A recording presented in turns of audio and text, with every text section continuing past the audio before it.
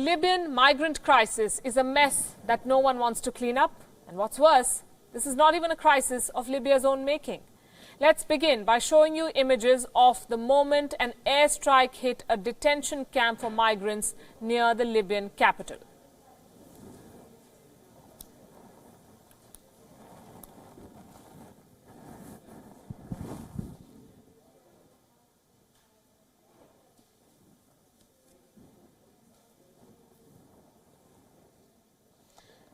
These are CCTV images capturing the moment when the airstrike happened. The death toll has now climbed to 53. 130 migrants are wounded.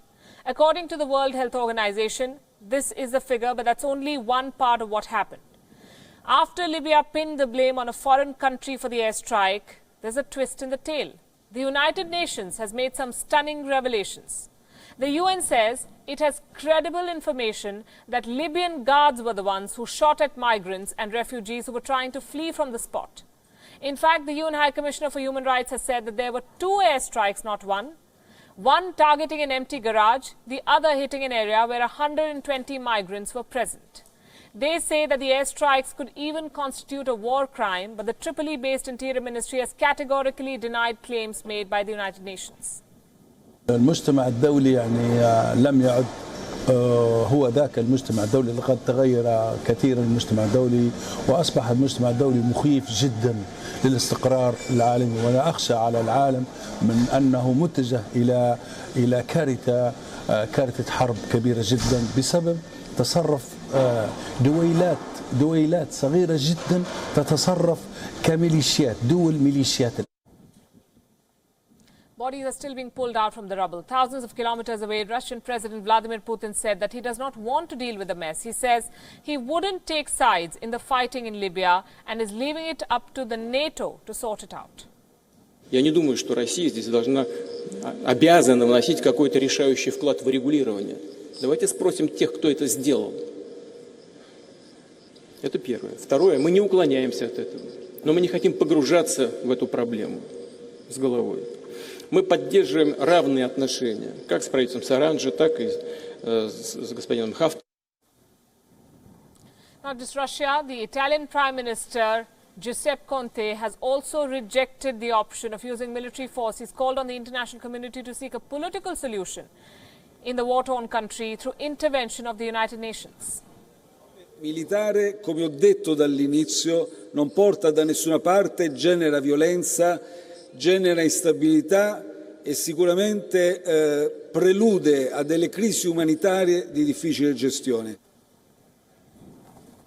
Libya is one of the main departure points for African migrants fleeing poverty and war, but many are intercepted at sea and brought back by the Libyan Coast Guard. The United Nations has repeatedly said that Libya is not safe for rescued migrants. It has called for refugees and migrants to be released and given shelter. Almost 1,000 people have died in Libya since the start of the Haftar assault on the Libyan capital of Tripoli. But this crisis is not one that Libya created. The United States did, some say. President Obama himself has admitted that the Libya aftermath was the worst mistake of his presidency.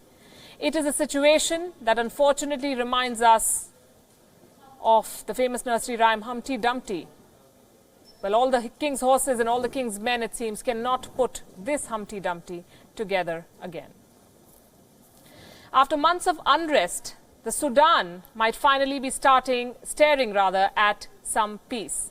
A power-sharing agreement aims to start a new era in the country. This report breaks it down for you. From clashes to celebrations.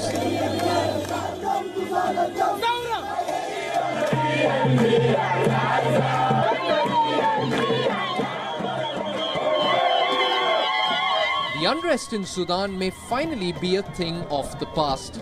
The country's military council and the coalition of opposition and protest groups have reached an agreement.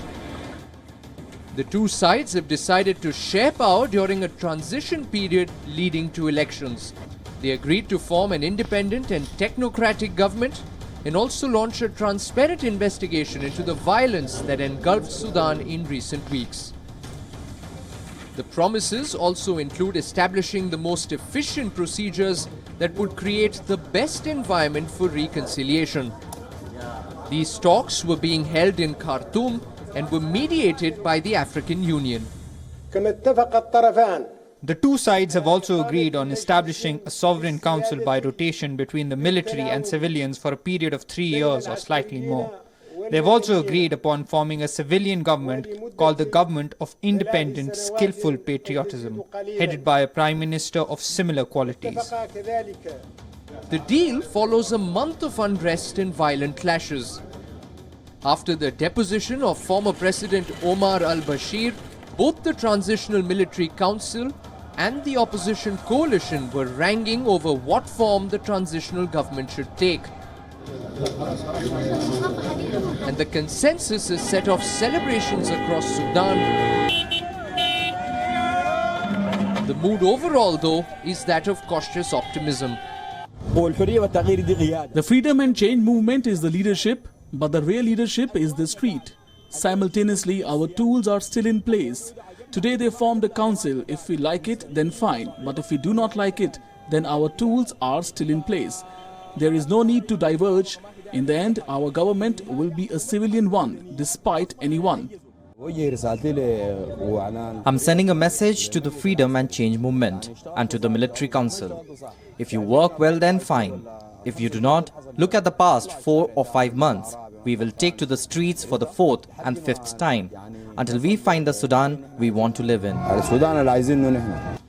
The opposition groups have said that the agreement is the beginning of a new era, one that paves the way for the formation of a transitional authority.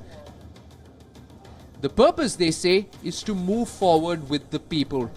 The expectations are high and the people for now are hopeful. Bureau Report, Wion World is One.